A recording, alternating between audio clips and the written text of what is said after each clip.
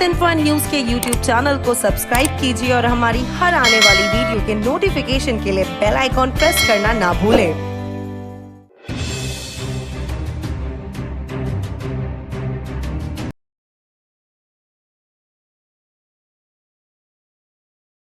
मैं डॉक्टर दिनेश चंद्रा हूँ और आज मैं एक बहुत ही कॉमन टॉपिक है स्नोरिंग, उसके बारे में आपको कुछ बताना चाहता हूँ। ऐसे तो ये देखा जाए तो बहुत ही कॉमन प्रॉब्लम है और हर दूसरे या तीसरे लोगों की प्रॉब्लम होती है स्नोरिंग या कराटे, जिसको कॉमन लैंग्वेज में बोलते हैं। लेकिन हमें इस स्नोरिंग को बहुत लाइटली नहीं लेना चाहिए, क्योंकि स्नोरिंग एक मेडिकल प्रॉब्लम भी हो सकती है। तो अगर मैं आपको बताना चाहूँ कि क्या क्या वजह है स्नोरिंग का, तो अगर कॉमनली प्रॉब्लम देखें तो एक जो एनाटॉमिकल, मतलब जो कि हमारे बोन के बनावट में डिफरेंस हो, जैसे कि नेजल सेप्टम हमारा डेविएटेड हो तो उसके कारण स्नोरिंग हो सकती है। अगर बाय बर्थ कुछ बोनी एबनॉर्मलिटीज हैं उसके कारण स्नोरिंग हो सकती है। कुछ हार्मोनल प्रॉब्लम्स हैं लाइक हाइपोथायराइड, उसके कारण स्नोरिंग हो सकती है। अगर यंग एडल्ट्स की बात करें तो अल्कोहल इंटॉक्सिकेशन या रेगुलर अल्कोहल के कारण हो सकती है। एक एंटिटी होती है मेडिसिन में, स्लीप एपनिया।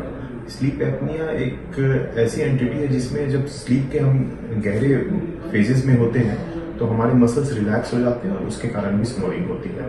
और आज के दिन में जो ओबेसिटी बहुत रैम्पेंट हो गई है, वो भी एक स्नोरिंग का वजह होता है। तो जब हम स्नोरिंग को देखते हैं तो हमें इन सारी वजहों को एटलीस्ट रूल आउट कर लेना चाहिए।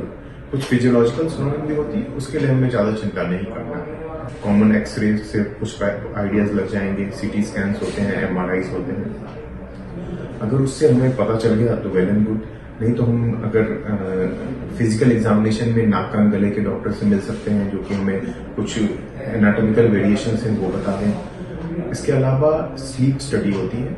स्लीप स्टडी आपके घर में हो सकती है। स्लीप स्टडी में आपके स्लीप के डिफरेंट फेजेस को घर में आके एक मशीन द्वारा देखा जाता है और उसमें वेरिएशंस और उसमें क्या डेविएशंस होते हैं उसको मेजर किया जा सकता है और उसका ट्रीटमेंट किया जा सकता है। और जो मैं थायराइड की प्रॉब्लम बताया वो सब आप ब्लड टेस्ट के द्वारा हम लोग पता कर सकते हैं। तो जब हमारे पास एक डायग्नोसिस बन जाता है तो हमारा अगला उद्देश्य होता है कि उसको ट्रीट कैसे किया जाए। तो सबसे इम्पोर्टेंट इस बीमारी को ठीक करने के लिए है लाइफस्टाइल मॉडिफिकेशन। अगर पेशेंट ओबीज है तो उसे वेट रिडक्शन करना है, कुछ एक्सरसाइजेस हैं उसको हम लोग फॉलो कर सकते हैं। अगर हार्मोन्स की प्रॉब्लम है तो हार्मोन सब्स्टिट्यूट दिया जा सकता है, थायराइड के लिए थायरोक्सिन दिया जा सकता है। अल्कोहल इंटॉक्सिकेशन का अगर केस है तो उन्हें काउंसिल करके हमें अल्कोहल को ग्रेजुअली पेशेंट से विड्रॉ करना होगा, सो दैट उसकी लाइफस्टाइल बेटर हो सके। फिजिकल एक्टिविटी, एक्सरसाइजेस, योगा का तो डेफिनेट रोल है। स्लीपिंग पोस्चर से भी इसका रिलेशन होता है, तो अगर स्लीपिंग पोस्चर में कुछ चेंजेस लाने से फायदा हो तो डेफिनेटली उसको करना चाहिए। अब हम आते हैं जो सीवियर फॉर्म ऑफ प्रॉब्लम है, दैट इज स्लीप एपनिया।